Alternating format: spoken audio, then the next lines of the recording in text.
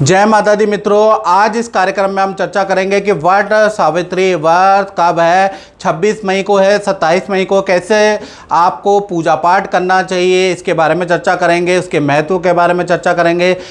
मित्रों, वट सावित्री व्रत के बारे में बात करें तो ये अखंड सौभाग्य वृद्धि के लिए किया जाता है, दाम्पत्य सुख में वृद्धि के लिए किया जाता है। शास्त्रों में इसमें कथा आती है, सावित्री और सत्यवान की कथा आती है, जिसमें सत्यवान को कष्ट होता है, यमराज उसके प्राण हर लेते हैं। उसके बाद सावित्री अपने व्रत और तप बल के कारण यमराज के हाथों से सत्यवान को सुरक्षित लेके आ जाती है, जीवन दान दिलवा देती है यमराज के हाथों से। यानी कि ये कथा के माध्यम से हमको ये समझाया जाता है कि अटूट श्रद्धा, अटूट प्रेम के बल से सब कुछ हासिल किया जा सकता है।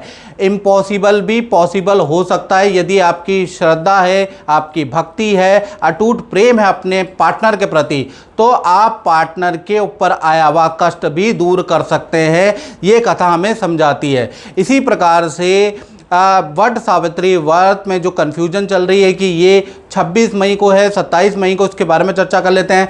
पंचांग के अनुसार देखा जाए तो अमावस्या का प्रारंभ 26 मई दोपहर को दिन में 12:11 से प्रारंभ होकर 27 मई सुबह 8:31 तक कहीं ना कहीं अमावस्या रहने वाली है। क्योंकि वट सावित्री व्रत दिन में मनाया जाता है, शाम को पूजा होती है और वट के वृक्ष की पूजा होती है, पूरा दिन का कार्यक्रम है। तो दिन के महोत्सव के कारण वट सावित्री व्रत 26 मई 2025 को ही मनाया जाएगा। ये आप नोट कर लें। चलिए, अब वट सावित्री व्रत में किस प्रकार से पूजा पाठ करनी चाहिए इसके बारे में हम चर्चा कर लेते हैं। सबसे पहले 26 मई 2025 में आपको प्रातः काल में उठने के बाद, स्नान आदि के कार्य से महिलाओं को निवृत्त होने के बाद पीले कपड़े या लाल वस्त्र धारण करना अति उत्तम रहता है। साथ ही साथ उसके बाद आप मंदिर की सफाई करें। उसके बाद लकड़ी की चौकी ले, उसमें पीला वस्त्र बिछाकर आपको क्या करना है, भगवान विष्णु जी की तस्वीर आपको स्थापित करनी है। माता सावित्री की आपको तस्वीर स्थापित करनी है और वट वृक्ष की तस्वीर आपको स्थापित करनी है। और उसके बाद हाथ जोड़ के हाथ में कुछ दक्षिणा, जौ तिल लेके, सीधे हाथ के अंदर जौ तिल और कुछ दक्षिणा लेके, मैं जो भी आपका नाम है, अपने पति की दाम्पत्य सुख वृद्धि के लिए, अपने प्रेम के और अपने दाम्पत्य सुख में वृद्धि के लिए, सौभाग्य में वृद्धि के लिए ये व्रत करना चाहती हूँ। और इस प्रकार से बोलकर आप संकल्प विष्णु भगवान, माता सावित्री और वट पे जरा जरा सा छोड़ दें। तो पहले आप संकल्प करें जो भी आप व्रत करना चाहते हैं। उसके बाद आपको क्या करना है, पूजा की कुछ सामग्री भी अपने पास रखनी है। आपको वट वृक्ष का चित्र चाहिए या वट वृक्ष की एक डाली आप रख लीजिएगा, एक टहनी रख लीजिएगा। रक्षा सूत्र आपको रखना है, जिसे कच्चा सूत भी कहा जाता है। रोली आप रखिएगा, चंदन रखिएगा, सुपारी, चावल अपने पास रखिएगा थाली में, कुमकुम आप रखिएगा, फूल आप रखिएगा। और पीले फूल ले लेंगे, लाल फूल ले लेंगे तो अति उत्तम है। फल, 5 प्रकार के फल आप रखिएगा, सिंदूर रखिएगा, एक नारियल रखिएगा और पानी का एक कलश आपको रखना है अपने साथ में, और एक आपको मिठाई रखनी है। और वट सावित्री आपको चित्र आपको रखना है। और कहीं ना कहीं वट सावित्री व्रत कथा की किताब होती है, वो भी आप रख लीजिएगा।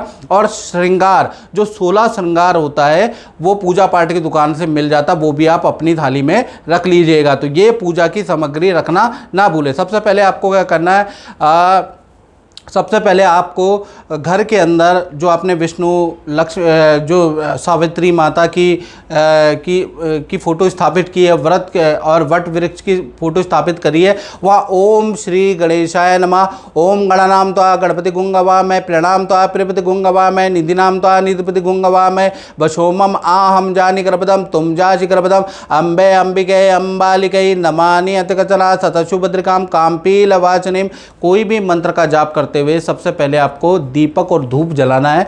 आप ओम श्री गणेशाय नमः बोलते हुए, ओम वैष्णवे नमः बोलते हुए ये दीपक और धूप चढ़ा दीजिएगा। उसके बाद आपको क्या करना है, आपने ये दीपक और धूप जला दिया। पीले पुष्प गणेश जी का ध्यान करते हुए, विष्णु भगवान जी का ध्यान करते हुए आपने पहले विष्णु भगवान पे चढ़ा दिया, उसके बाद सावित्री माँ पे चढ़ा दिया और वट वृक्ष पे आपने चढ़ा दिया, ये याद रखिएगा। उसके बाद आपने क्या करना है कि वट वृक्ष पे आपको दिन के समय पे आपको जाना है और वट वृक्ष पे चारों तरफ पे कच्चा सूत आपको लपेटना है। 3 बार, 5 बार, 7 बार, 11 बार, 21 बार ये लपेटा जाता है, विषम संख्या में लपेटा जाता है, ये याद रखिएगा।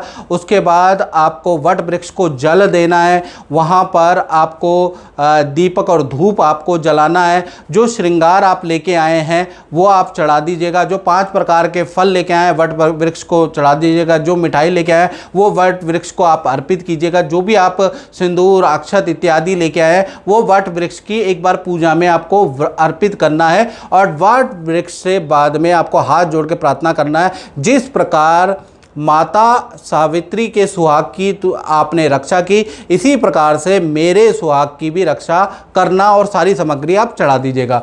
उसके बाद आपको क्या करना है, शाम के समय पे वट सावित्री व्रत की कथा आपको पढ़नी है और उसके बाद आपने जब कथा कर ली, कथा करने के बाद विष्णु भगवान जी की आरती कर ली, उसके बाद आपको पूरे दिन और पूरे रात व्रत करना है और अगले दिन इस व्रत का पारण होगा। यानी अगर आप 26 मई को ये व्रत कर रही हैं तो रात को तोड़ना नहीं है। 27 मई को अगले दिन आपको पारण करना है, याद रखिएगा। आपका व्रत अगले दिन तक रहेगा, याद रखिएगा। तो इस प्रकार से वट सावित्री व्रत का आपको पालन करना है। उस दिन पति से लड़ना नहीं है, तामसिक भोजन नहीं करना है। स्टील के लोटे के अंदर कोशिश कीजिएगा या लोहे के बर्तन के अंदर आप जल ना दे तो ज़्यादा अच्छा है, ये थोड़ा सा आप ध्यान रख लीजिएगा। तो मित्रों, इस कार्यक्रम में बस इतना ही। मुझे दीजिए इजाज़त। जय माता दी।